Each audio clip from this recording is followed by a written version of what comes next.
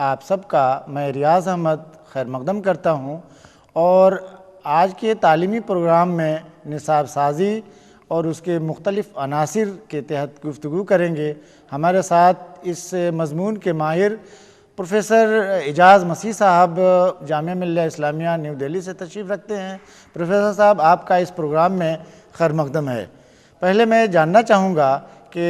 تعلیم میں نصاب سازی کا یا تعلیم پر نصاب سازی کا کیا اثر ہوتا ہے اور نصاب ہے کیا؟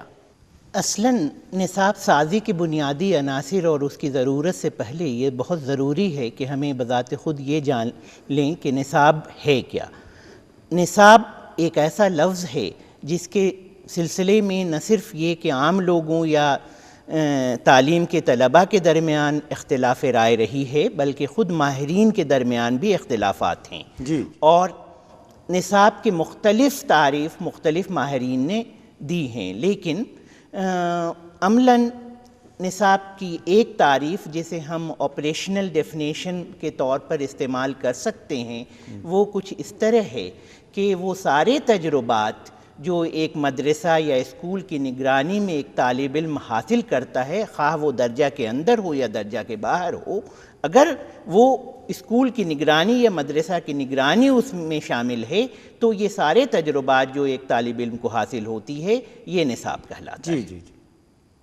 نصاب سازی کی اہمیت سے انکار اس لیے نہیں کیا جا سکتا کہ اصلاً رسمی تعلیم کی ابتدا اور خاتمہ دونوں ہی نصاب پر منحصر کرتا ہے۔ اگر نصاب سازی بذات خود صحیح انداز سے نہیں ہو پائی تو باقی سارا کام اپنے آپ غلط ہو جاتا ہے۔ مراد یہ ہے کہ کسی بھی تعلیمی سلسلہ کو شروع کرنے کے لیے اور اس کو حتمی شکل دینے کے لیے نصاب سازی کی ضرورت درپیش ہوتی ہے۔ بجا فرمایا۔ تو آخر اس کے بنیادی عناصر یعنی کہاں سے شروع کرتے ہیں کہ نصاب سازی کیسے شروع کرتے ہیں، اس کے بنیادی لوازمات یا بنیادی عناصر کیا ہیں؟ جب بھی کسی چیز کو سمجھنے میں کافی مشکل ہوتی ہے تو عموماً ہم انالیٹیکل اپروچ یا تجزیاتی اپروچ استعمال کرتے ہیں۔ بالکل یہی بات صادق آتی ہے نصاب کے سمجھنے کے سلسلے بھی۔ نصاب کو ایک مشہور نصاب کے ماہر نے جن کا نام ٹائلر تھا، انہوں نے ایک ٹیٹراہیڈرل سالڈ فیگر سے دکھایا ہے اور اس چوکور شکل کے چار جو کنارے ہیں، سرے ہیں، اس سرے پہ چار چیزیں انہوں نے لکھی ہیں۔ پہلی چیز ہے آبجیکٹیو یا مقاصد، دوسری چیز ہے مواد مضمون یا کنٹینٹ، اور تیسری چیز ہے ٹیچنگ لرننگ ایکسپیرینسز یا آموزشی و تدریسی تجربات، اور چوتھی چیز ہے ایویلویشن اور اعادہ۔ اصلاً نصاب ان چاروں چیز کا مجموعہ نہیں ہے، بلکہ ان چاروں چیزوں میں آپسی ربط کیسا ہو اس کا نام نصاب ہے۔ اس طرح سے ان چاروں چیزوں کی پر دھیان دینا اور اس کی صحیح نشاندہی کرنا ایک صحیح نصاب تیار کرنے کے لیے لازمی چیز ہے۔ یعنی یہ بنیادی عناصر ہیں نصاب سازی کی تربیت پانے والوں کے لیے یا تربیت جو اساتذہ کی تربیت دی جاتی ہے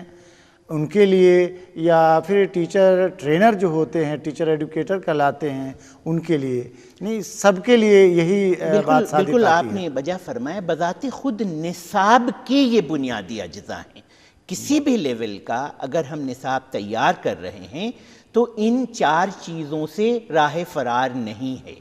ان چار چیزوں کی شمولیت کے بعد ہی وہ نصاب کی شکل اختیار کر سکتا ہے۔ مطلب کہنے کا میرے یہ ہے کہ جب تک ہم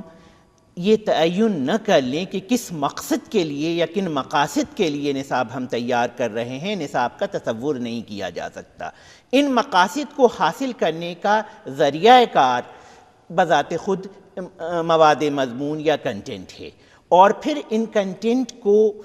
عملی شکل دینے کے لیے ہم مدرسہ کے اندر درس و تدریس کے تجربات شامل کرتے ہیں، جس میں مدرس درس دیتا ہے، اور درس آپ جیسا کہ ناظرین بھی واقف ہوں گے، خاص کے جو بی ایڈ کے طلبہ و طالبات ہیں وہ اس سے پوری طرح واقف ہوں گے کہ درس محض انسٹرکشن کا یا ہدایت کا نام نہیں ہے، بلکہ ان میں بہت سارے تجربات شامل ہیں، اور اسی طرح آموزش یا اکتساب بھی محض ایک عمل کا نام نہیں ہے بلکہ بہت سے مراحل اس میں شامل ہیں۔ ان تمام قسم کے تجربات کی پروگرامنگ اور اس کا نفاذ تیسرا جز ہے نصاب کا، اور چوتھا جز پھر ان باقی تینوں عناصر کا اعادہ کرنا، اور بذات خود ایویلویشن سسٹم یا سسٹم جو اعادہ کا ہمارے ہاں موجود ہے کسی بھی نصاب کے سلسلے میں، اس کا بھی ایویلویشن یا اعادہ کرنا، یہ سب مل کر نصاب کہلاتا ہے۔ تو ایک جو ٹیچرز ٹریننگ کرتا ہے یا یہ تربیت حاصل کرتا ہے طالب علم، اور اس کے لیے پھر اسکولوں میں، یا وہ ایلیمنٹری اسکول ہوں یا ابتدائی درجات کے اسکول ہوں یا ثانوی درجات کے اسکول ہوں یا پھر اعلیٰ ثانوی درجات کے اسکول ہوں، تو کیا آپ سمجھتے ہیں کہ اس کو کیسے تربیت دی جائے کہ وہ ابتدائی درجات کے اسکولوں کے لیے نصاب سازی کے لیے کیا کرے، پھر ثانوی درجات کے اسکولوں کے لیے نصاب سازی کے کیا کرے، اور اعلیٰ ثانوی، ان تینوں اسٹیجز میں کیا کوئی آپ فرق سمجھتے ہیں؟ بالکل ضروری ہے فرق کرنا، لیکن ہمارے سسٹم کی ایک بدقسمتی بھی ہے۔ بدقسمتی یہ ہے کہ ہمارے اساتذہ کا رول نصاب سازی میں آج کی تاریخ تک بہت کم ہے۔ جب تک اساتذہ اس کے انٹیگرل پارٹ نہ بنے تب تک ایک بہتر نصاب سازی ممکن شاید نہیں ہے۔ اس لیے نصاب سازی کے لیے ضروری ہے کہ ان کی رائے، اور خود چونکہ نصاب کی سازی کے لیے بنیادی 3 ذرائع ہیں، سورسز ہیں، جس کی بنیاد پر نصاب بنتا ہے۔ سب سے پہلا سورس تو ہے فلسفہ، یعنی وہ فلسفہ جو کسی بھی نصاب کے لیے آپ جس فلسفہ پر چل کر، اور یہ فلسفہ فلسفہ کائنات بھی اور فلسفہ حیات بھی، ان دونوں سے ہم ایکسٹریکٹ کر کے جو فلسفہ تعلیم کے لیے تیار کر رہے ہیں، پہلا سورس تو یہ ہے جس پر نصاب منحصر کرے گا۔ دوسرا سورس یہ ہے کہ وہ سماج جس کے لیے آپ نصاب تیار کر رہے ہیں، جس کے لیے نصاب پڑھ کر ایک طالب علم اس سماج میں جائے گا، اس کے ضروریات کا خیال رکھنا دوسری ضروری چیز ہے جسے دھیان میں رکھنا۔ اور تیسری جو سب سے بڑی چیز ہے ضروری، وہ بذات خود وہ طالب علم ہے، وہ بچہ ہے یا بڑا ہے یا بوڑھا ہے، جس کے لیے بھی آپ جس لیول کا نصاب تیار کر رہے ہیں، اس کی ذہنی بالیدگی، اس کا انٹرسٹ، اس کا رجحان، اس کی عادتیں، اس کی خصلتیں، اس کی حدود، ان کی جانکاری ضروری ہے۔ اب جب آپ پرائمری لیول اور سیکنڈری لیول اور ٹرشیری لیول یا ہائر لیول کی بات کریں گے، تو چونکہ ان چیزوں میں ان بچوں یا ان طلباء کی ذہنیت ہر لحاظ سے ان تمام چیزوں میں فرق ہوگی، اس لیے نصاب اپنے آپ فرق کرنا پڑے گا ہمیں نصاب بنانے میں۔ اچھا پروفیسر صاحب، میں آپ سے جاننا چاہوں گا کہ کئی الزامات لگائے جاتے ہیں کہ نصاب سازی میں انہی لوگوں کو شامل کیا جاتا ہے، اور ایسی جگہ پہ ایئر کنڈیشن کمروں میں بیٹھ کے لوگ نصاب تیار کرتے ہیں، ان لوگوں کو شامل نہیں کیا جاتا جو فیلڈ میں ہیں، یعنی وہ اساتذہ جو واقعی نبرد آزما ہیں، وہ جھیل رہے ہیں ان نصابات کے خوبی یا خرابی کو۔ میں سمجھتا ہوں کہ کیا آپ کے خیال میں یہ درست ہے کہ ان کو بھی جو فیلڈ میں ہیں اور اس سے تجربات حاصل کر رہے ہیں، ان کو بھی نصاب سازی کے وقت مدعو کیا جانا چاہیے، ان کے تجربات سے فائدہ اٹھانا چاہیے؟ آپ کا کیا خیال ہے؟ بالکل صحیح آپ کہہ رہے ہیں کہ جب تک وہ لوگ جنہیں نصاب کو نافذ کرنا ہے، اور میں تو اس سے ایک قدم اور آگے بڑھ کے کہوں گا کہ جن لوگوں کے لیے نصاب بننا ہے ان کی شمولیت بھی ایک لیول پر نصاب بنانے کے لیے ضروری ہے، یعنی طلبہ و طالبات۔ اور جو بنیادی بات ہے سمجھنے کی وہ یہ ہے کہ یہ شمولیت کا مطلب الگ الگ طریقے سے سمجھا جا سکتا ہے۔ شمولیت یہ بھی ہے کہ ان کی ضرورتیں کیا ہیں یہ پہلے پتہ کیا جائے۔ بہت مشہور نصاب کی ایک ایکسپرٹ رہی ہیں محترمہ ہلدا طابہ، انہوں نے ایک ماڈل نصاب سازی کے لیے دیا ہے، اور یہ ماڈل بالکل انڈکٹیو اپروچ پر بیسڈ ہے، اور انہوں نے یہی کہا ہے کہ پہلے ہمیں سارے فیلڈ لیول پر ایکسپیرینسز اکٹھا کرنا چاہیے، اور نصاب سازی کا عمل ایک گروپ کا عمل نہیں ہے، محض تعلیم یا ایک مضمون کا ماہر نصاب اچھا نصاب نہیں بنا سکتا، بلکہ وہاں ہمیں سائیکولوجی کے ایکسپرٹ کی بھی ضرورت ہے، سوشیولوجی کے ایکسپرٹ کی بھی ضرورت ہے، فلاسفی کے ایکسپرٹ کی بھی ضرورت ہے، سوشل ورکر کی بھی ضرورت ہے، سوشل ایکٹیوسٹ کی بھی ضرورت ہے، اور پھر اس مضمون کے ماہر کی بھی ضرورت ہے، اور پھر ان اساتذہ کی بھی ضرورت ہے جو ان بچوں کو زیادہ قریب سے جانتے ہیں اور جو نصاب کو اصلاً اس کا نفاذ کرتے ہیں اور برتتے ہیں، اسے انہیں پڑھانا رہتا ہے، اس لیے ان کی ضرورت ہے۔ اب میں ایک بات جو کہنا چاہوں گا کہ اصلاً نصاب سازی کے کچھ اسٹیپس ہیں، کچھ مراحل ہیں جس سے گزر کر ہی نصاب سازی ممکن ہے۔ اس سے قبل میں ایک بات سے تھوڑا سا میں آپ کی گفتگو سے ہٹ کر میں بات یہ کرنا چاہوں گا کہ نصاب ایک اس کے لیے انگریزی میں کریکولم لفظ استعمال کیا جاتا ہے۔ ہمارے ناظرین اور طلبہ اس سے کنفیوز ہو جاتے ہیں کہ نصاب اس کو بھی کہتے ہیں اور نصاب ایک کے سبجیکٹ کو بھی کہتے ہیں، تو آپ کیا آپ بہتر سمجھتے ہیں ایک ماہرین تعلیم ہونے کے ناطے کہ نصاب یعنی کریکولم اور پھر سلیبس میں جو دو ٹرم ہیں انگریزی کے، تو ان دونوں میں کیا کوئی فرق ہے یا دونوں کے احاطے الگ الگ ہیں یا ایک دوسرے میں سمویا ہوا ہے؟ اصلاً بہت بڑا فرق ہے۔ نصاب جیسا کہ میں نے کہا کہ یہ 4 بنیادی عناصر جو ہیں ان کا باہمی ربط جو ہے وہ نصاب ہے، اس میں سے ایک عنصر اس کا میں نے آپ کو کنٹینٹ یا مواد مضمون کہا۔ اب یہ مواد مضمون بھی بہت چھوٹی چیز نہیں ہے۔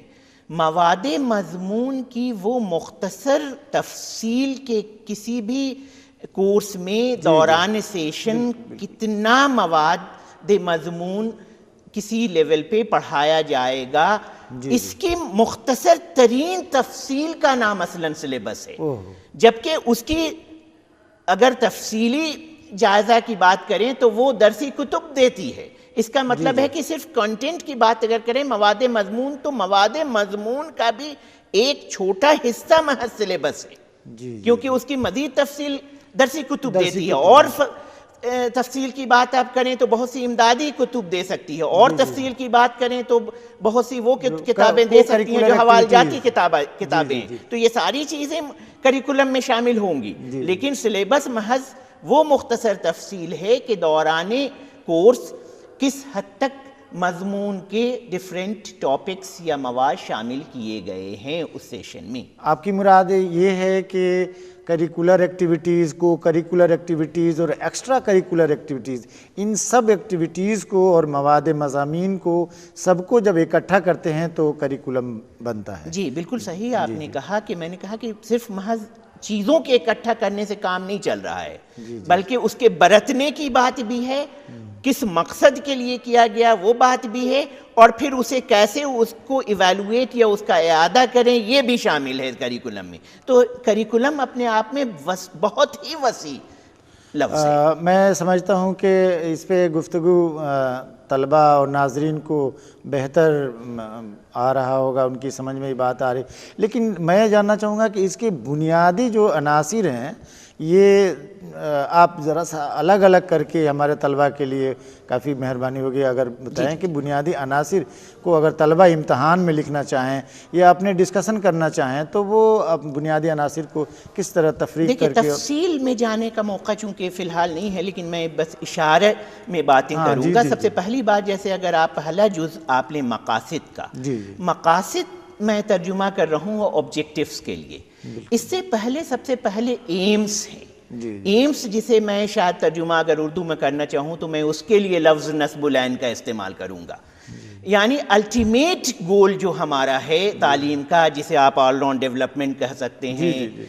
یا آپ کہہ سکتے ہیں کہ اندر جو بھی پوٹینشیل کسی طالب علم کے اندر ہے وہ باہر آ جائے، یہ مقصد، اور یہ اس کا منبع جو ہے وہ فلسفہ ہے۔ آپ انسان کے بارے میں کیا فلسفہ حیات رکھتے ہیں اور کائنات کے بارے میں خود آپ کا تصور کیا ہے، یہ آپ کو تعلیم کا بنیادی نصب العین فراہم کرے گا۔ اس نصب العین سے پھر آپ مختلف ایمز یا اہداف یا ہدف آپ متعین کرتے ہیں، پھر اس ہر ایک ہدف سے کسی کورس کا آبجیکٹیو متعین ہوتا ہے۔ یعنی بی ایڈ، جیسے مان لیں آپ بی ایڈ کی مثال لیں تو بی ایڈ پڑھانے کا کیا بی ایڈ کورس کا کیا مقصد ہے؟ مقصد یہ ہے کہ ایک بہتر استاد تیار کرنا، چونکہ ہم سمجھتے ہیں کہ استاد بننا ایک ٹیچنگ بذات خود ایک پروفیشن ہے، اس لیے پروفیشنل انپٹ انہیں اس حد تک مل جائے کہ وہ جب میدان کار میں جائیں تو انہیں اسے صحیح طریقے سے اطمینان سے اور اعتماد سے کرنے کا آپ نے میدان کارزار کا لیا تو طلبہ شاید اس سے دوسرا معنی نہ لے. میں واضح کرنا چاہوں گا کہ یہاں پروفیسر صاحب کا مطلب میدان کارزار سے ہے کلاس روم، یعنی طلبہ خود وہ اپنے طلبہ کے سامنے جب جائیں. جی اور میرا خیال ہے ایک میں طلبہ کے لیے وضاحت کروں کہ آپ بنیادی عناصر میں ان چیزوں کو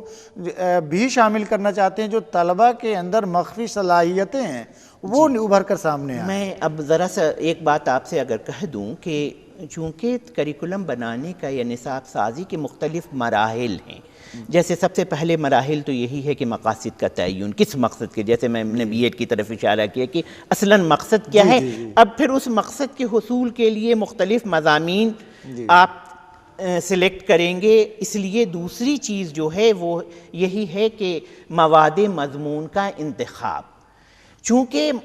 مختلف مضامین جو ہیں الگ الگ ڈسپلینس میں ہوتے ہیں، تو اب کتنی ڈسپلینری نالج کی ضرورت ہے، کتنی انٹر ڈسپلینری نالج کی ضرورت ہے، اس کا انتخاب کرنا پہلا مرحلہ. دوسرا مرحلہ ہے اصلاً، کیونکہ پہلا مرحلہ تو مقاصد کا تعین ہے. جب یہ اس کا تعین ہو گیا تب یہ تیسرا مرحلہ ہمارے پاس آتا ہے کہ مضامین کی تنظیم کیسے کریں. عام طور پہ یہ سمجھا جاتا ہے کہ اگر ہم نے مضامین کا تعین کر لیا یا مواد مضمون کا تعین کر لیا تو بات بہت آسان ہے، لیکن مختلف ریسرچ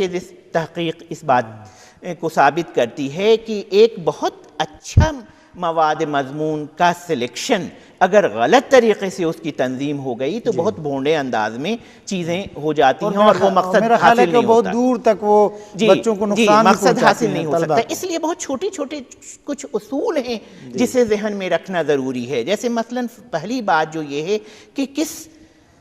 گروپ کے لیے، کن طلباء کے لیے وہ نصاب بنایا جاتا ہے، ان کی صلاحیتیں کیا ہیں، ان کی انٹرسٹ کیا ہے، ان کے رجحانات کیا ہے، ان کی زبان کیا ہے، ان کا کلچر اور بیک گراؤنڈ کیا ہے، وہ ساری چیزیں جاننا ہمارے ضروری ہے. میڈیم آف انسٹرکشن وہ بھی ضروری ہے. وہ میڈیم آف انسٹرکشن تو ایک یہ ہے، لیکن لسانی ان کا بیک گراؤنڈ وہ جاننا بہت ضروری ہے. مختلف لسانی کچھ سوشیولوجسٹ نے اس پہ اچھا خاصا کام بھی کیا ہے کہ انہوں نے دیکھا کہ چونکہ مدرسہ کے ایک خاص قسم کی لنگوسٹک کوڈز ہے اس لیے وہ کامیاب نہیں ہو پا رہے ہیں. تو یہ ساری، اور دوسری چیز جیسے بہت چھوٹے چھوٹے اصول ہیں کہ ہمیشہ ہمیں تنظیم اس طرح سے کرنا چاہیے کہ اس میں ایک تسلسل ہو. اگر وہ ٹوٹا تو پھر ایک ربط ختم ہو جاتا ہے، اور ربط کا ختم ہونا ہی اس کے سمجھ میں، یعنی باہمی ربط مضامین میں اور مقاصد میں یہ لگاتار ہونے چاہیے. میں ابھی صرف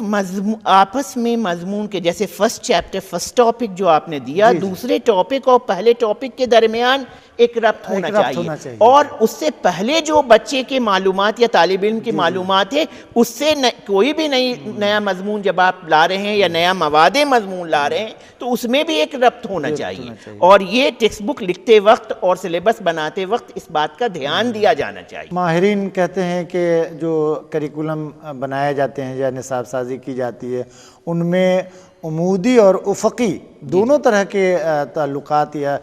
یوں کہیے کہ دوسرے الفاظ میں کہ ان میں دونوں طرح کے ربط ہونے چاہیے. بالکل صحیح فرمایا آپ نے کہ ورٹیکل اور ہورزنٹل دونوں طرح کے ربط ضروری ہیں. اور اگر یہ ربط نہیں، دیکھیں دو تین چیزیں ہیں، چونکہ جب بھی ہم کوئی کریکولم بنا رہے ہیں یا نصاب بنا رہے ہیں تو ایک بات اور دھیان ہوتا ہے، ہمیں رکھنا چاہیے کہ ہر ڈسپلین، کوئی بھی ڈسپلین جو ہے اس کا اپنا اسٹرکچر، ساخت بھی ہوتی ہے اس کی، اور اس کا اپنا ایک نیچر بھی ہوتا ہے. تو اسٹرکچر اور نیچر دونوں ہوتا ہے. کچھ چیزیں ایسی ہوتی ہیں جو پرائمری کانسیپٹس ہوتی ہیں اس کی، کچھ چیزیں سیکنڈری کانسیپٹ ہوتی ہیں، کچھ چیزیں ٹرشیری کانسیپٹ ہوتی ہیں. اگر ان کے بیچ بھی آپ نے وہی ریلیشن شپ نہیں رکھا، پہلے آپ نے وہ سیکنڈری کانسیپٹ کو دے دیا اور پرائمری کانسیپٹ نہیں آتا ہے رابطہ تو اپنے آپ ختم ہو جائے گا. تو آپ جو ورٹیکل ریلیشن شپ کی بات کر رہے ہیں تو یہ اسٹرکچر کی ورٹیکل ریلیشن شپ بھی ہونا ضروری ہے, وہ بھی ہمیں دھیان میں رکھنا چاہیے. اور خاص کے جب ہم ایجوکیشن کی یا تعلیم کے نصاب سازی کی تو تعلیم تو بذات خود ایک انٹر ڈسپلنری نیچر ہے, اس لیے یہاں تو اور بھی زیادہ ہمیں حساس ہونا چاہیے کہ اس بچہ, اس سماج, اس پیشہ جس کے لیے ہم وہ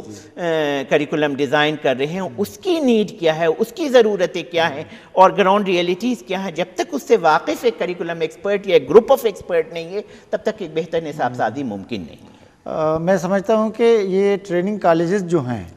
ان میں دو باتیں خاص طور سے رکھی جاتی ہیں, تعلیم اور تربیت. تو آپ بہت ساری باتیں آپ نے تعلیم سے متعلق تو ہو گئیں, میرا خیال ہے کہ اگر کیا تربیت کے متعلق سے جیسے ٹیچنگ پریکٹس ہوتی ہے یا اور سب کو کریکولر ایکٹیویٹیز جو ٹیچر سے متعلق ہوتی ہیں یا وہ سوسائٹی میں جاتے ہیں کمیونٹی ورک وغیرہ کرتے ہیں تو ان کو بھی تو کریکولم میں شامل کیا جاتا ہے, تو ان کو کس طرح کے کریکولم دیے جانے چاہیے؟ بی ایڈ میں بھی وہ یہ طلبہ جو ہمارے خاص مقصود ہیں یعنی ڈسٹنس والے جن کو فیس ٹو فیس تعلیم حاصل کرنا زیادہ مشکل ہے, وہ ڈسٹنس ایجوکیشن کے ذریعے. دیکھیے آپ نے ایک بڑا مسئلہ چھیڑ دیا ہے جس میں دو تین چیزیں ہمیں کہنی پڑے گی. جی, سب سے پہلی بات تو یہ ہے کہ تدریس جو ہے یہ آرٹ بھی ہے اور سائنس بھی ہے. سائنس سے مراد میری یہ ہے کہ یہاں کچھ چیزیں ایسی ہیں جیسے آپ ٹیچنگ کی بات کریں کہ ٹیچنگ اسکلز کچھ مہارتیں ہیں, اگر وہ مہارت کسی بھی استاد کے اندر پیدا کر دی جائے تو وہ بہتر طریقے سے تدریس کر سکتا ہے, ان میتھڈز کو اڈاپٹ کر سکتا ہے جس میں ان مہارتوں کی شمولیت ہو. یہ چیزیں سکھائی جا سکتی ہیں, وہ اسکل ڈیولپ کیا جا سکتا ہے سسٹمیٹیکلی, سائنٹیفکلی, جو ہم ٹریننگ کا کمپوننٹ کہہ رہے ہیں. تو اس قسم کی تربیت اسے دی جا سکتی ہے جو اسکلز تاکہ وہ ڈیولپ کر لے, اس میں وہ مہارتیں آ جائیں جسے ہم اگر سب کو ایک ساتھ آپ جوڑ لیں تو ٹیچنگ کمپیٹنسیز بھی آپ کہہ سکتے ہیں, جس سے ٹیچنگ کمپیٹنس اس کے اندر ڈیولپ ہوگا. لیکن کچھ پہلو وہ ہے جو آرٹ کا ہے, یعنی وہ ٹیچنگ کریٹیو ایکٹیویٹی ہے, ٹیچنگ مورلی لیڈن ایکٹیویٹی ہے. تو ٹیچنگ محض یہ نہیں ہے کہ کچھ اسکلز آپ نے پش بٹن کی طرح سیکھ لیا اور کر لیا. ہر نئے کلاس میں ایک نیا تدریس کو مؤثر بنانے کے, اس کا مطلب ہے کہ اس کے پاس وہ کریٹیو نالج ان پٹ بھی ہونا چاہیے تاکہ ان تدریسی اسکلز جو اس نے سیکھا ہے, مہارتیں سیکھی ہیں, اس کو اپنے اس کریٹیو پیراڈائم میں ڈال کے ایک مؤثر استاد کی حیثیت سے اپنی چیز کو درجہ میں پیش کر سکے. اور جیسا کہ آپ جانتے ہیں کہ ٹیچر محض ایک انسٹرکٹر نہیں ہے, بلکہ ٹیچر تو وہ ہے جو کلاس کے اندر اور کلاس کے باہر ایک ایسا ماحول تیار کر دیتا ہے کہ طالب علم بغیر سیکھے رہنے کو تیار نہیں ہو. وہ جوش, وہ ولولہ, وہ شوق طالب علم کے اندر پیدا کر دیتا ہے. تو یہ مہارتیں محض مہارتیں نہیں ہیں, لیکن مہارتیں اگر نہیں ہوں تو ممکن نہیں ایک اچھا ٹیچر بننا. اس لیے اس میں تربیت کا پہلو بھی شامل ہے اور وہ تعلیم کا پہلو بھی شامل ہے جس میں اخلاق بھی ہے, جس میں ویلوز بھی ہیں, اقدار بھی ہیں, کردار سازی بھی ہے, اور دوسروں کے لیے کیئرنگ ہونا ضروری ہے, وہاں کریٹیوٹی بھی ہے. اس لیے اگر بی ایڈ کے کریکولم کی بات کریں ہم تو محض ایک ایسپیکٹ کو اگر ہم لے کے چلیں گے تو وہ ایک بودا کریکولم شاید تیار ہوگا. تو ہم آہنگی ان تمام چیزوں میں ہونی چاہیے, ایک بیلنس بھی ہونا چاہیے. اور آپ جیسا کہ جانتے ہیں کہ مختلف ادوار میں ٹیچر ایجوکیشن پروگرام میں اس پر مباحثہ چلتا رہتا ہے. آج کل بھی کافی زور ہے کہ وہ کون سا ایسا ٹیچر ایجوکیشن کریکولم ہو جو سب سے مؤثر ہو, جو ان تمام نکات کو سچ مچ میں بڑے ہی متوازن انداز میں چند لفظوں میں آپ سے یہ جاننا چاہوں گا، بہت سارے ٹیچر ٹریننگ کالجز میں اور جو ان کو گورن کرنے والی یا اس کی تنظیم کرنے والی یا اس کا انتظام کرنے والی جو باڈیز ہیں، جو اسے ادارے ہیں، کچھ کا ماننا ہے یا ماہرین کا ماننا ہے کہ ٹیچر کی نصاب کے تعلق سے اس کا جو ہے وہ 2 سال ہونا چاہیے اس کا وقفہ، کچھ کا ماننا ہے کہ یہ 1 سال میں ہی ختم ہونا جائے، آپ کا کیا خیال ہے؟ دیکھیں، ذاتی رائے اگر میری آپ لینا چاہتے ہیں تو میں 2 سال کے فیور میں ہوں، لیکن محض وقفہ کا بڑھا دینا کافی نہیں ہے، اس پہ کافی غور خوض کی ہمیں ضرورت ہے کہ وہ کون سی چیزیں ہیں جس کی وجہ سے بڑھانا چاہیے۔ پروفیسر اعجاز مسیح صاحب، آپ کا بہت بہت شکریہ۔ آج کا پروگرام یہیں ختم ہوتا ہے۔ آئندہ کسی اور تعلیمی پروگرام میں کسی اور ماہرین تعلیم کے ساتھ آپ سے گفتگو ہوگی، تب تک کے لیے اجازت دیجیے۔ شکریہ، آداب عرض۔